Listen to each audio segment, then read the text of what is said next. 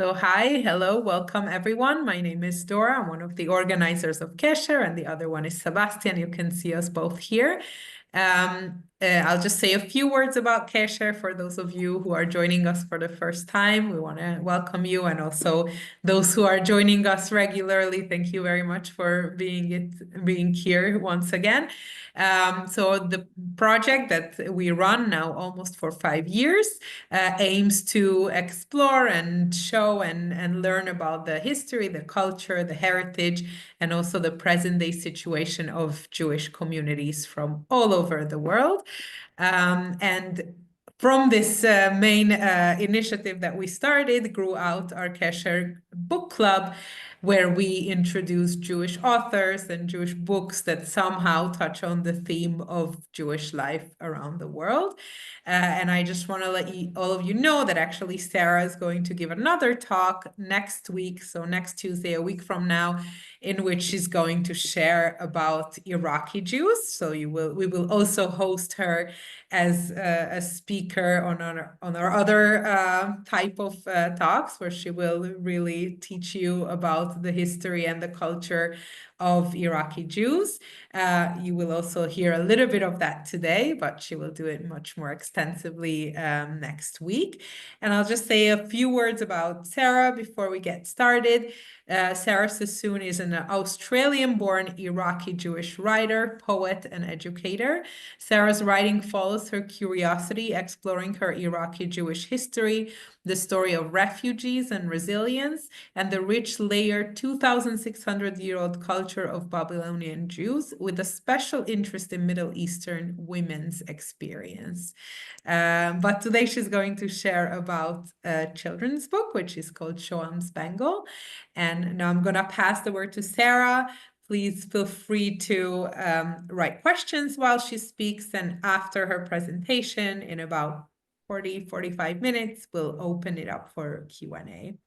So Sarah, the floor is all yours. Thank you, Dora. Thank you so much, everyone, for being here tonight. I'm dialing in from Haifa in Israel. I actually usually live in Jerusalem, but I actually had a kid's graduation tonight nearby Haifa, so we spending the night here, but we are in Israel.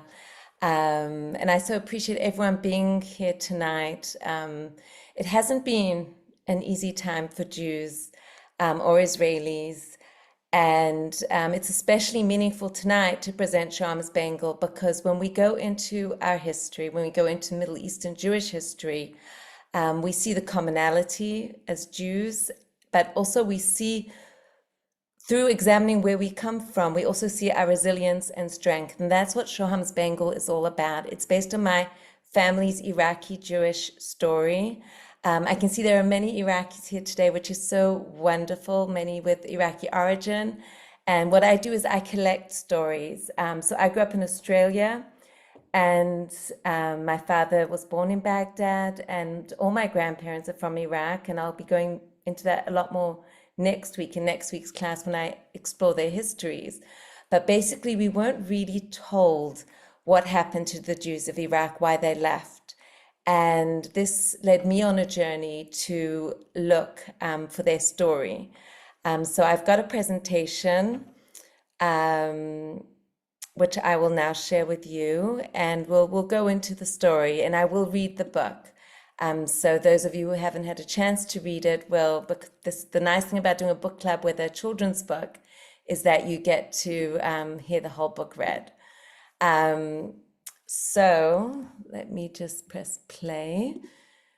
So this Just is, while you do that, I'll just make a comment on that this will be edited out from the recording. So yeah, stay so here to listen to the book. exactly. That we can't have the book being read out for a recording. So that part will be edited out. But just to first introduce my grandmother's bangles. These are my grandmother's, this is my grandmother's bangle. This is a Moroccan bangle, actually, from Iraq, or an Iraqi, based on Iraq. We can see that this will be the question at the end. Could this come from Iraq, or was it created after? But it is an Iraqi bangle. And And this is my grandmother, Aziza, down here, who it's from. She gifted it to me after she passed away. And I didn't know the Iraqi Jewish story growing up, as I said. They were very silent. And this is one of the aspects of growing up in an Iraqi Jewish home. You heard the music and were fed the food, the delicious Iraqi Jewish food, which we'll cover a little bit in this talk, but you weren't necessarily told the story. And so I had this bangle and I always wanted to write a story about it. And then finally I sat and I wrote a story, and SHOHAM'S Bangle is the story. So I'm going to read the story so you can see what the story is about, and then I'll unpack it a bit with some photos from old Iraq and the response to the book, and also what it means to be an Iraqi Jew today, and a Middle Eastern Jew today as well. Things have definitely changed since 7th of October with the whole idea of Middle Eastern Jew, and how important, even more important, is to share the refugee story of Middle Eastern Jews. And here's a photo at the back of my grandparents with their 5 children before they left Baghdad in 1951. And my dad is the one on the second next to my aunt, whose name is Shoham. We call her Auntie Sue, and she actually lives in LA. And she has the story of that when she was at the airport, she was very feisty, and my grandparents were there with all the children, and they really weren't allowed to take any of their jewelry except the wedding band. And this aunt, when she was 7 years old, loved her ring. She had this ring with a stone on it, and the official, the lady who was the official at the airport, said to my grandmother, she can't have that ring, you have to hand it over. And my aunt threw it at the official because her pride was so wounded, and she was so angry at this woman for taking everything away. And that's the story at the airport that inspired me to think, this is the story of my grandparents. This is the story of the bangle that I want to tell with a happy ending. So that's what inspired my writing about the jewelry as the metaphor for the whole expulsion of the Iraqi Jews, which we'll now speak about. Because this is a small story that's part of a much, much bigger story. So let's go back to this. Can everyone see it? See the presentation? So if we actually come to it, we have a Jewish population in the 10 Islamic countries in Arab lands around Israel. There's 946,000 Jews who live in Arab lands. There were 130,000 Jews in Iraq, 125,000 left when my grandparents left in 1951, which is what SHOHAM'S Bangle is talking about. With the establishment of Israel, things became really dangerous. The Iraqi Jews were the first aliyah, the biggest aliyah in 1951. So they came really all at once, 125,000 with Operation Ezra Nehemiah. And as you can see, the other Jews quickly followed. The Moroccans were more in the late 50s. By 1968, there were only 136,000 Jews in Arab lands. And then if you go to 2020, there's only 14,500 Jews. Today, there are only 3 Jews in Iraq. Now, why is this so important? It was very important when I wrote SHOHAM'S Bangle to start in Baghdad, to actually give a taste of what life was like, and something that I didn't grow up with. They didn't talk about the pain of leaving Iraq, but that also means they blocked out the joy that they had there. There was a very rich, beautiful lifestyle. And if you speak to Iraqi Jews, they actually call themselves Yehudei Bavli, which means Babylonian Jews. because that's where they originate from. We all know the psalm and we know the song by Bonnie M, by the rivers of Babylon. And we sat and wept when we remembered Zion. And that is when Jews came to Babylon en masse. That was with the exile of Nebuchadnezzar with King Jehoiachin, and I'll be going into that a bit more next week. But if you speak to Iraqi Jews, that's their origin story. That's how they ended up in Iraq. For them, they're Babylonian, very ancient, proud roots from the royal line of David, who were exiled first. And the Babylonian Talmud was from there. And we all know how proud and connected the Jews of Iraq are to the Babylonian Talmud. Many of their customs, I discovered, are very connected to the Talmud still, preserving a lot of the liturgy. And so when you talk about Iraqi Jews, we're talking about the original Jews, authentic Jews, and that's the way Iraqi Jews see themselves, and that has been continued. So even though the stories have been lost of life on the Tigris River, the traditions are continuing, which is really interesting for me to research and share as well. One of the things I love about Noah Kellner's illustrations is that she really tried to capture life in Iraq. And one of the biggest features of life in Iraq were the flat roofs where people would sleep in the summers. So you can see Shoham and her Nana Aziza are on the roof at night, and that's the way people would sleep. Here's a picture of the Tigris River. You can see the houses were right on the Tigris River. Life in Iraq were very, very connected to the river. That's where all life came from. It's not like in Israel where we're dependent on rain. In Iraq, everything's dependent on the Euphrates and the Tigris River, and that's what it's called Mesopotamia, between two rivers. And here we have some old pictures of Baghdad. Now, when we speak about Baghdad, in 1970, a third of Baghdad was Jewish. So just to give you the kind of feeling that if you walk the streets of Baghdad in 1941, you were going to meet Jews. And if you look at the traditional dress of the Jewish women in 1925, you can see they're not wearing abayas, they're wearing izars. That's the traditional dress of Jewish women. Iraqi Jewish women. And it has a whole history there as well from the Abbasid period. They did begin wearing abayas though with the rise of pan-national Arabism. Pan-national Arabism. It's very late here in Israel, so my words tend to leave me a bit at night. And that's when they started wearing abayas, which we'll be speaking about also next week more. They were very high up in Iraqi society, I discovered when I started doing my research. The folk songs of Iraq today, most of them can be traced to the Al-Kuwaiti brothers. Salah Al-Kuwaiti wrote thousands of songs, and when they were the basis of Iraqi music. Any Iraqi person will also tell you that, especially from an older Iraqi person. Here we have Sir Sassoon Qesher. He was a very high up senator. He also worked amongst the Ottomans. So he actually saved Iraq from...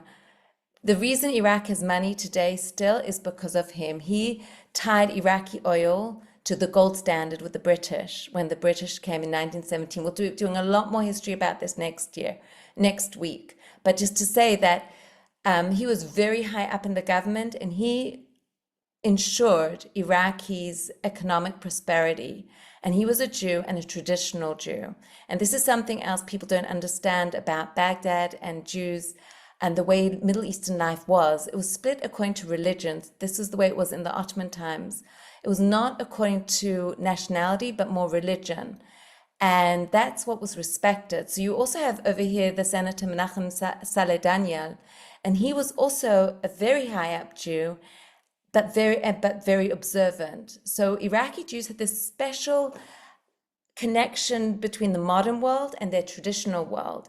They did not feel that they had to assimilate because they were very proud of their Jewish traditions. They saw that as an advanced way of being. And that's a very, very specific feature of Iraqi Jews, which Iraqi Jews are very proud of and should be proud of, that they don't have to assimilate. They can have this, and the Al-Kuwaiti brothers as well, they sang modern songs and created new songs, Arabic songs, creating this national Arabic music culture of this new country, Iraq, which really became a country in 1923 with King Faisal I, and we'll go through that history next week as well. But they also sang piyutim in the synagogues. So there's always this wonderful shiluv, this in Hebrew that means combination of modern and ancient, and that makes things very vibrant. And that's why when so we'll go into why did they leave? They were so integral to Iraqi society. The first novel in Arabic in Iraq was written by a Jew. Here we have some of my forebears. This is my great grandfather was a doctor in Baghdad. And this above him is his father, who was the Chacham, he was the chief rabbi of Kirkuk, where Daniel the scribe is buried. So when we speak about Iraqi Jews leaving Iraq, they not only left a society where they were very integrated, but their ancientness was the ancient biblical graves of prophets like Daniel, and you have Ezra the scribe as well, who we'll be speaking about a lot more next week. And below is my great-grandfather, Yusuf. He's in this picture next to the British soldier. And there's his son, Reuben. And the British were very involved in Basra, which is where Al-Uzair is, where Ezra the scribe is buried. It's a village very close by, because that was a major port city. So that's why there's a British soldier here who my great-grandfather did business with. But Ezra the scribe's grave, as you can imagine, was very ancient. That's where my grandmother, who's also featured below with my grandfather, that's where she grew up. So there's these ancient Jewish roots, and Al-Uzair is actually where old Babylon was, which is, as we know, where the Jews were exiled to. So the roots are very, very ancient, very, very biblical. So I said I'd discuss Iraqi Jewish food because food is a very big feature of SHOHAM'S Bangle. When I was deciding how am I going to structure this book, I just thought about my grandmother, and I just wanted to bring her world to it. And a woman's world in Baghdad was the kitchen, and it was the heart of the home. We think of kitchens today, and sometimes we denigrate the kitchen, but really, my grandmother held a whole family of 8 children together. And that was also the heart in Baghdad. Everyone spent their time, all the women spent their time together cooking.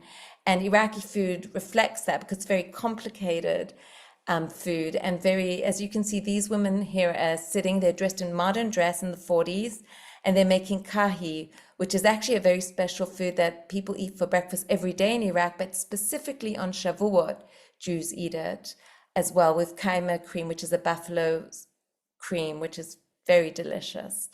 So I'll just keep going and so we can have time for questions. But if there's anything you want to discuss more, I'm happy to go back to slides and discuss as well. Here, I love this picture and I love presenting it with SHOHAM'S Bangle because I want to show that the children had a very vibrant life in Baghdad. This is from the Laura Kaduri school. That's the Alliance school. And you can see just how modern they're dressed for the time, and it's boys and girls mixed. They're really happy. There was a very vibrant communal life, and this is what disappeared. So for me, it's a very meaningful photo to show just how alive it used to be for Jews in Baghdad. And these are the Chachamim. I actually found out in my research that one of my great-grandfathers was the Chacham Bashi in Baghdad from 1917 to 23. He actually, I'll be speaking about it more next week, but he actually, before King Faisal was crowned, met with King Faisal at the synagogue and blessed King Faisal, and the description is that King Faisal kissed his beard. And that's just an example of the mutual respect. And King Faisal I very much did stand for that coexistence between Muslims, Christians, and Jews within his kingdom.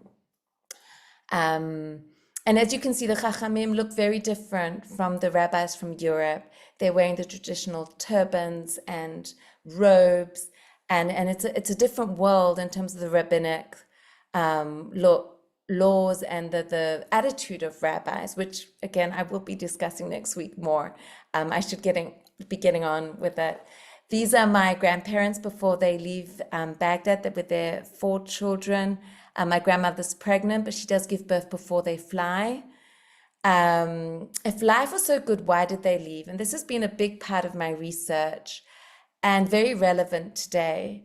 Basically, what happened is many things happened, many levels. Anti-Semitism rose from the 30s. There was education within the schools.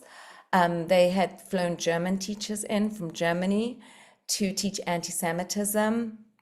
There were these German influences coming in. But as Zvi Yehuda, who is an Iraqi academic who unfortunately passed away last year, says it wasn't that the Germans introduced anti-Semitism, it's more that they helped augment the anti-Semitism that already existed within the pan-Arab nationalist movement. And this resulted in the Farhud in 1941. It was a massacre when Rashid Ali al-Khomeini took over with the help of the Mufti of Jerusalem, Husseini.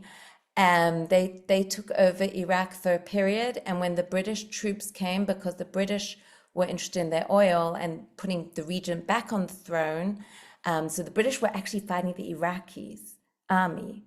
The Iraqi army was under Rashid al-Khomeini were fighting the British, but the British had oil interests and business interests, and that's why they were interested. And under this setting, the Farhud happened, and it was a massacre like October 7th.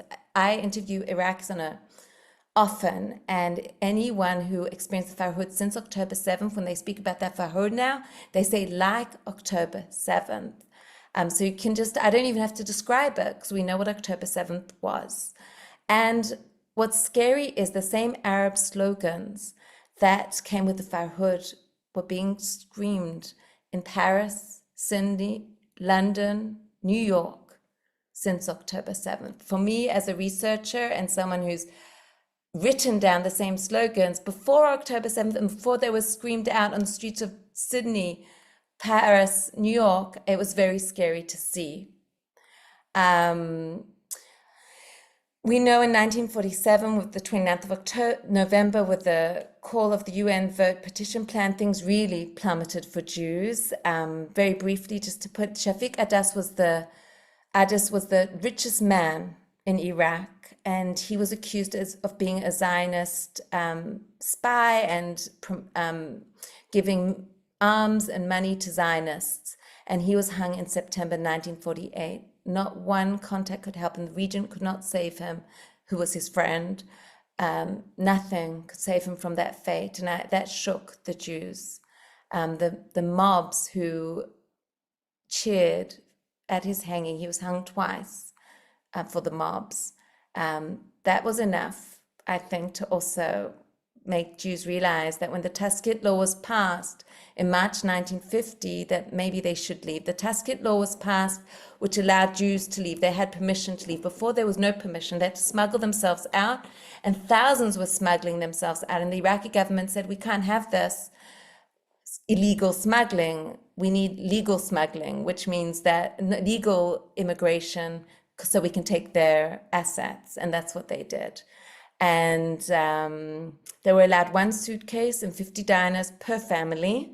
And that's the story of SHOHAM'S Bangle. That's all they could take. And when they arrived in Israel, the conditions were complicated and difficult. But I was brought up in a family that, even though the Ma'bara was difficult, so my family came to Pardes Chana, and my mother's family went to Kiryat Ono, Kfar Ono at the time. There was a Ma'bara there. And the conditions were very difficult, so difficult that my father still says today he was never in a Ma'bara. He was 5 years old at the time, but he won't speak about it. And they won't speak about it really, because why speak about bad things? And that's the Iraqi attitude, which brings me to my next point. that for them, it wasn't about the experience of losing everything that was going to define them. For them, it was about rebuilding. For them, it was about their children and how they could rebuild schools. My grandfather was a principal, and he created a school in Zichron Yaakov for a night school because the children of Middle Eastern parents had to work during the day so they could make money for their parents. There was no money. Everyone was so poor, but they also wanted an education. So he made sure that his schools open at night so they could learn. And for us, it's more about the food. Yes, this is me and my kids where we're making mahasha. And the food carries with it, though, a whole other story. So I thought I have another book that came out just last year called This Is Not a Challenge. And I brought this other photo, which is the Alliance Israelite Universal in Baghdad today. This is how the old Jewish beautiful school looks today. It's run down. It hasn't been even used or rebuilt. It was a beautiful building. And this is how it looks in Baghdad. And there's something so symbolic about that there's ruins where we left, but look what we've created. And I feel like my children are symbolic of what can be created from real brokenness, from really losing everything. And that's the way I was brought up, because at least we have each other. That was the attitude. So, and This Is Not a Challenge, I brought just a few slides about it. It's about a little girl who enters Tibet into a challenge competition in Australia, and everyone's like, what is this? This isn't a challenge. And so they have to explain. So Nana says, stewed brown eggs are part of our tradition, passed from my grandmother to my mother to me, and now to Amira. And that's the point of Iraqi tradition. It is very much passed down generation to generation, which is what the food symbolizes. And it's the idea that it's traveled so far. This Tibet traveled from Israel to Australia, from Iraq, which was Babylonia. The whole idea on Shabbat that you can't cook, so you have to have a special food. And that's why we have different traditions in every Jewish community of what they eat for Shabbat lunch, which will be hot. And the Tibet is the chicken and rice version. And as Nana has to reassure Amira, it's okay to be different. Whatever happens, we know this is our own special challenge that's traveled through many hands to be here. And that's the point with the tradition from Iraqi, for me as an Iraqi Jew. It's not always easy being different from a culture that's been so silent. And sometimes we don't understand where we come from. And that's been part of my research, to very much discover the richness of Iraqi Jewish history, of Babylonian Talmudic traditions that we're still keeping, and take pride in that and share that. And I feel like through sharing it, I've also been able to give a voice to other people's experiences. And I've just brought a couple of examples of that over here. So for example, and maybe I'll just highlight one, which is the bottom, which is really the most unusual one I received. Which really touched me, because what SHOHAM'S Bangle also is, it's not just about Iraqi Jews, it's about refugees. And there are many refugees. I mean, from the Middle East, in terms of Jews, we have 1 million Jewish refugees. But don't forget, from the Middle East, we have so many refugees who are fleeing countries which are so dangerous and inhospitable to anyone who wants a normal life. And everyone deserves to live safely and grow up a family in a safe environment. And that's why people flee countries. And so at the bottom here, I've got a review, a message that was sent to me by an Afghani woman who lived in the USA. And she says that she has an Afghan grandmother and mother. And she writes, our stories may not be exactly the same, but for the first time I could relate profoundly to a children's book.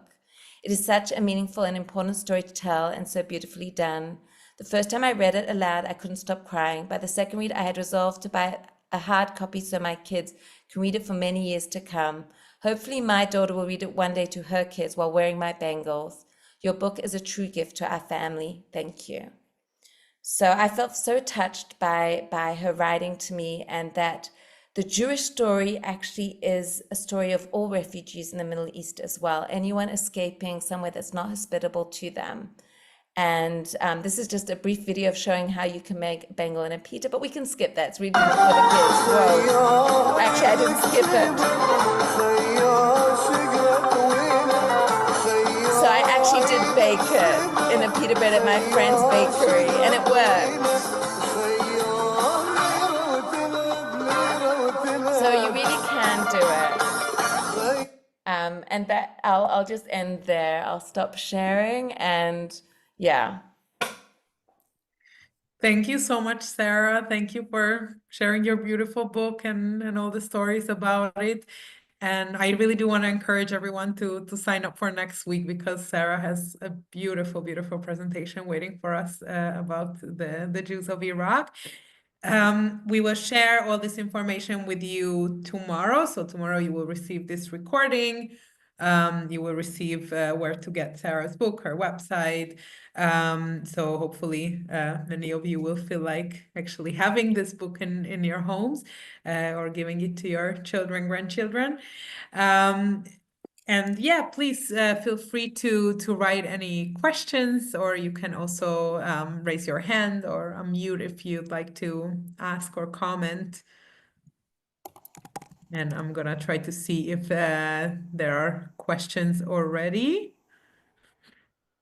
I see comments sharing how beautiful the story and the illustration, and you did make someone cry also this time. Oh, thank you. It's already. I'm just like looking through the chat now. Thank you. And I hope I didn't say Rashid Ali Al Gailani. I'm really bad at names after 10 o'clock as well. I'll have to like, yeah. Yeah, any names I say wrong, I'm really sorry. Okay. No problem. Estelle, yes, go ahead. Aside from Baghdad, what were the cities that the Jews lived in Iraq? There were many cities they lived in. So the other main one was Basra, which was by the port, opposite Iran. That was actually a very the sea's called, there's a special part crossing there, and that's where a lot of people smuggled themselves out to get to Iran when they were trying to smuggle themselves out of Iraq. So Basra, there's Kirkuk, which is more north Iraq and is considered part of Kurdistan by some people. There's Hilla, where my other grandmother comes from. There's Mosul, and there's a wonderful Qesher talk all about the Jews from Mosul, covered by Omar Mohammed, Dr. Omar Mohammed. He's brilliant. Hilla, there's Al-Uzair, is a very small village. There's Amara, which I haven't really done a lot of research about. Those are the main ones. Baghdad, most of the Jews lived in Baghdad, and that increased with the years. By the 40s, majority were in Baghdad. There was persecution in other areas of Iraq, so many came to Baghdad. And everyone whoever flew out on Operation Ezra Nehemiah flew out through Baghdad. Thank you. Naomi? Yeah, hi. Can you hear me? Yeah. Yes. I wanted to thank you for this book. I own it. It's my father's story, and today's the third-year anniversary of his passing at Gorian, so it means a lot to be here today. I wanted to ask, I'm so glad that you made material more accessible for the younger generation, like my two sons, but for those of us from Iraqi background, because a lot was, taken away because of colonialism. How do you suggest, it's a hard question, we reclaim this stuff, like you're doing it, but sometimes I feel like, what do I not know about my own past? So it's hard to reclaim something. Right. No, it's important. really hard, the brokenness, and I really relate to brokenness. Like, I feel like we are the broken generation. There was that point, the point of leaving Iraq, there's silence, and everyone I speak to, also in Israel, there's a silence. And I speak to people my age in Israel, and I say, do you know what the Farhud is? And they have Iraqi background. They say, no. They don't know what it is. Wow. So it's not your imagination if you do not know. It was lost. And I grew up in a traditional household with all the music, Judeo-Arabic spoken, and the food I like, but I didn't know the name of the food sometimes. So anything you feel like you've lost, you validly lost it. And if it's missing in you, that's why I'm doing the work I'm doing. Like I try and share it through creatively because I feel sometimes it's much more fun to read a poem than to read an academic article. So I try and share as much as I can through poetry. I also do Instagram posts with interviews with Iraqi people. I've written a book that's going on submission, so please God, that will work as well. Well, I really try and recreate life in Baghdad, especially for the girls, for the women, because that's even more lost than the men's world, because they also didn't write. We have many memoirs by men, there are a couple by women. And the women's stories are very powerful. So it's not your imagination, and it's like putting together a puzzle, like 100,000 piece. You know what? It's like putting together 125,000 piece puzzle because 125,000 Jews left, and each of them have a story, and each of them have an aspect and a memory and a piece of Baghdad and Hilla and Kirkuk and Amara and Mosul. And they each have so many stories. And it feels like sometimes I feel so overwhelmed that I'm never going to capture their story. But then I remind myself, we're the new story. And what counts is what we take with us. That's important. So for me, that's as much as I research, I have to remind myself, but what is the future? And that's what your dad wanted for you. And that's why they didn't speak about it so much, because it was too painful for them. And unfortunately, it's like what Brene Brown says. Unfortunately, when you cut out the pain because it's too painful, you also cut out all the joy. And that's why I went into the pain, because I wanted to also reclaim the joy of Iraqi Jewish tradition, Babylonian Jewish tradition. And it's so rich and it's so vast. And I hope to do a lot more writing, but if you want more resources, next week talk, I'll go into a lot more deeper, and I'm going to provide a whole list of all my resources that I use for the talk. So I really relate to what you're sharing, Naomi. Thank you. Thank you. Thank you. I'll read a couple of questions from the chat and then I'll pass the word to Regina afterwards. So there are two questions about images that you showed in the book. Why are the boys in the school photo wearing a strange ruffled bib? I don't remember this image, but maybe Sarah, you do. But that's such a good point. I don't know if I remember either. Which image was it? Should I pull it up quickly? Barbara, can you help us? Which image you saw this on? Was this an image from the book or a photo? It wasn't an illustration. It was a photo of all the children. Right. So it might have been English influence. It looks they were dressing up for a performance. And the truth about Baghdadi Jews and Iraqi Jews in general, at least in my family, they were Anglophiles. They really related to the British. They relate to the British way of life. A lot of British culture entered their lifestyles, like cake. The word cake in Arabic is cake or something. It's the same word basically. And kittul is a kettle. They adopted a lot, like they just loved everything English and European. And they were very sophisticated in that way. They knew English, they knew French. We'll be speaking about that also more next week, how the education system was very advanced amongst the Jews. Before the first school in Baghdad was Jewish, even before the national school was opened, which is really interesting. And in the 19th century, it was opened for boys, and the girls' school followed after.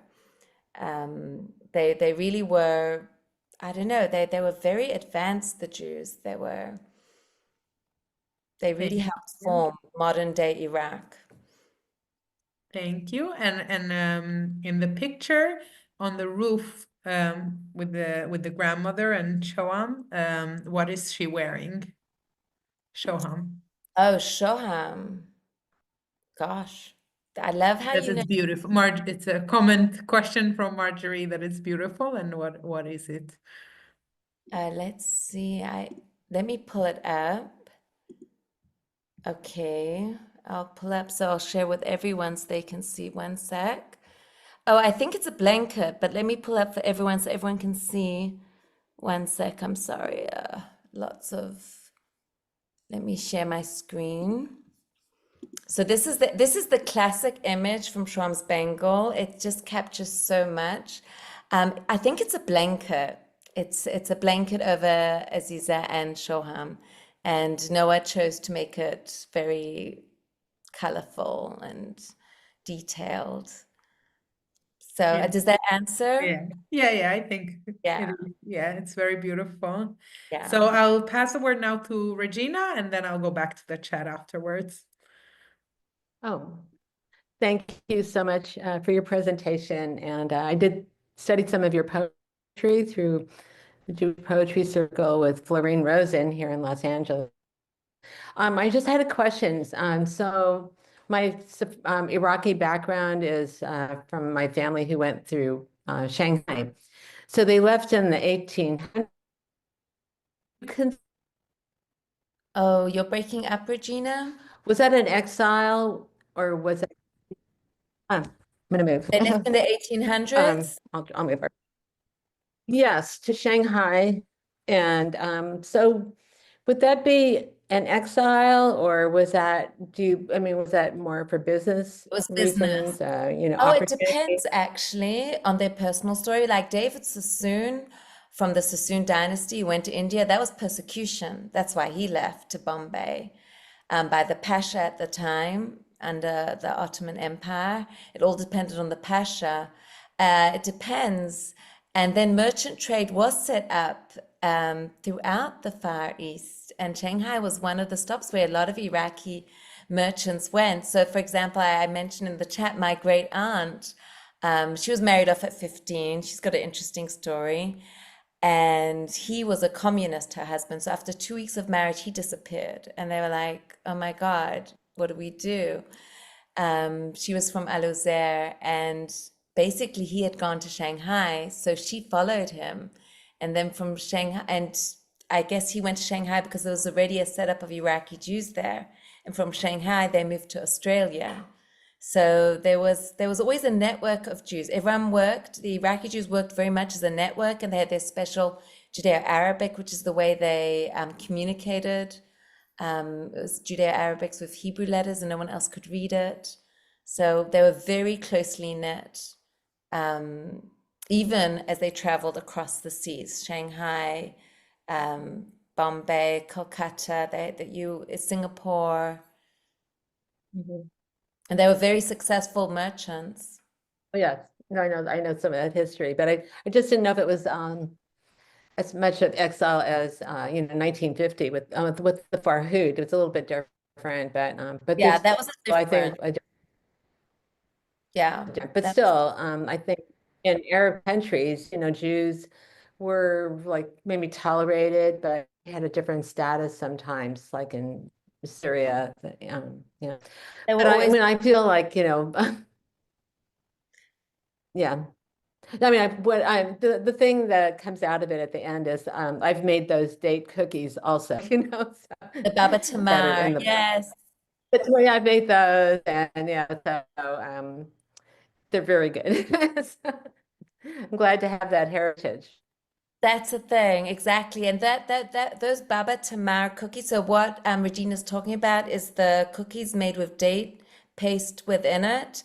And anyone who comes from Iraq and sees that cookie knows what it is, but no one else does necessarily. And with it comes a lot of history and a lot of tradition. And so it is very symbolic, and it's beautiful that you make it. Thank you again. It's a pleasure. Thank you for thank you for sharing your story too. Thank you. So I'll go back to the chat. There are a few more questions.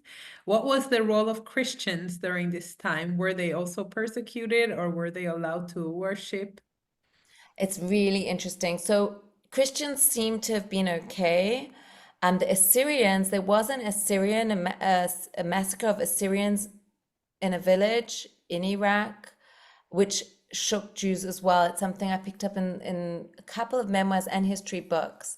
I think it was in 1926, but I could be mistaken about the date.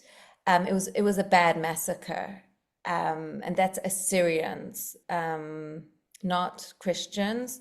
So there was persecution. That persecution of a minority on such a level did shake Jews. One person in the memoir writes, their father said, if they could do that to Assyrians, they could do that to Jews. The Christians, so what shook me when I was reading my grandfather's memoir was when he said that his cousin was attacked, and who was he attacked by? A Christian. And that was shocking to read. He was attacked, his mother was shot, and his cousin played dead in the Farhud. That shocked me. So a Christian Arab. So in terms of that if talking about Christians is the first thing that comes to mind. But besides that, I don't know much about the Christian community.